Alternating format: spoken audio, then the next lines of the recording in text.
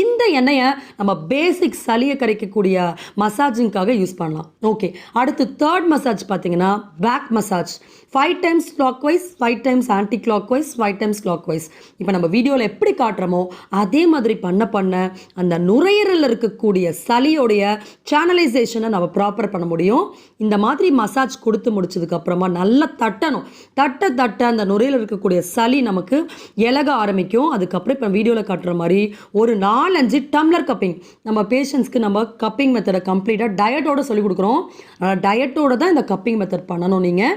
So இந்த dieting பண்ணதுக்கு அப்புறமா இப்போ நம்ம காமிக்கிற மாதிரி இந்த டம்ளர்ஸ் ஒரு 10 to 15 மினிட்ஸ் போட்டிங்கன்னா லங்ஸில் இருக்க சளி சர்ஃபேஸ்க்கு வரும். சர்ஃபேஸில் இருந்து ஆட்டோமேட்டிக்காக குடலுக்கு சேனலைஸ் ஆகி போயிடும். இந்த வீசிங்கோட ஆஸ்மா இருக்க பேஷண்ட்ஸோடைய கால்கள் இப்போ நம்ம ஃபோட்டோவில் காமிக்கிற நீங்கள் பார்க்கலாம். நடு பகுதி தான் அவங்களுடைய வயிற்றுக்கான பகுதி.